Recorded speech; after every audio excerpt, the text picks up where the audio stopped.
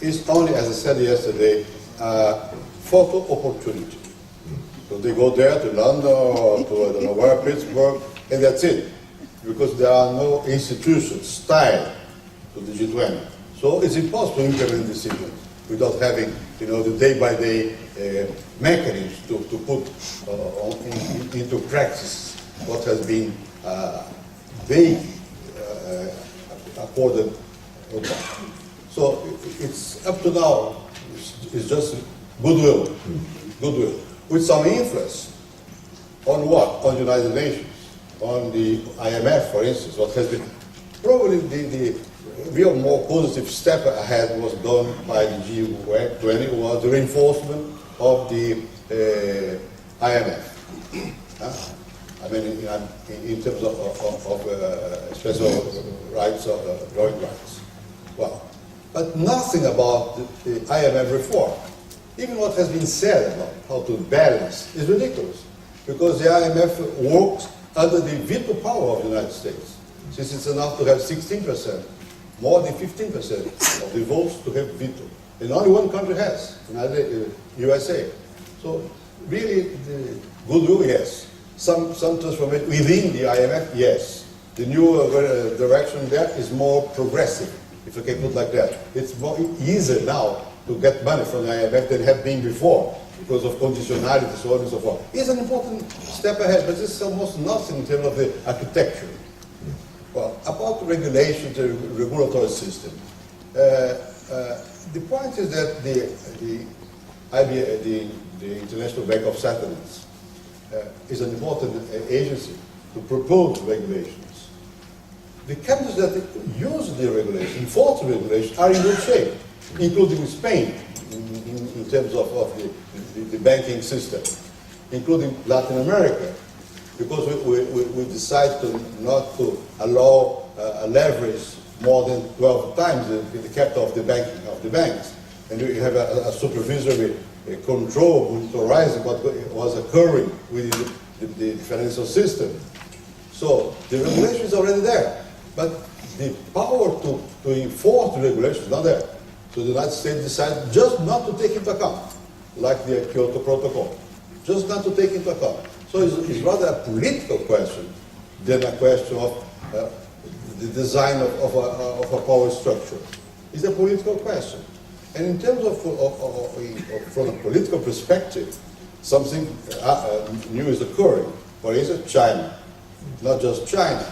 Unfortunately, Europe is not yet as strong as it would be possible if Europe really, decide to take the leadership in some issues.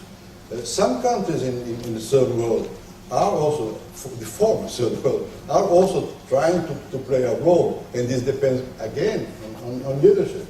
But yet, we don't have enough power to convince the Americans to change, I don't say dramatically, to change something in terms of regulations for it. What is going on now in the United States is terrible, because the banking system is again working as usual.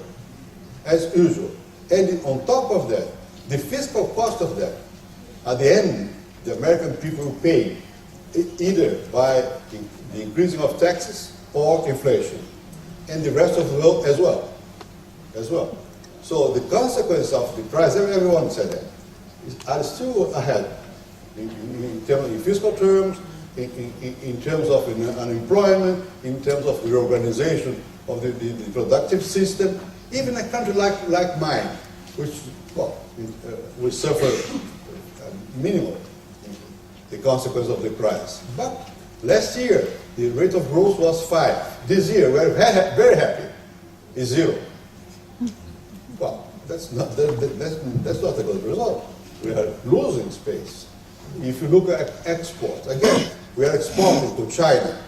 The price of raw material is coming down, and we are not exporting any more manufacturers because the shrinking of the international markets. Hopefully, in the case of Brazil, we have domestic market. So domestic points was possible to continue to stimulate the local economy. But anyhow, if we, everyone I read in the newspaper, Brazil is going very well. How it's okay comparing to others. Imagine the situation of others. It's just dramatic. So nobody is really taking seriously the consequence of the crisis. And now there is a kind of apotheosis. Well, the financial crisis is over. Yeah. In every newspaper, even economists are saying that the crisis is over. Well, the crash of the American and European financial system is over at a very high cost for people. It was a socialization of losses. Yeah. This is what happened. So you are right. You have to ask with more, in a more forceful way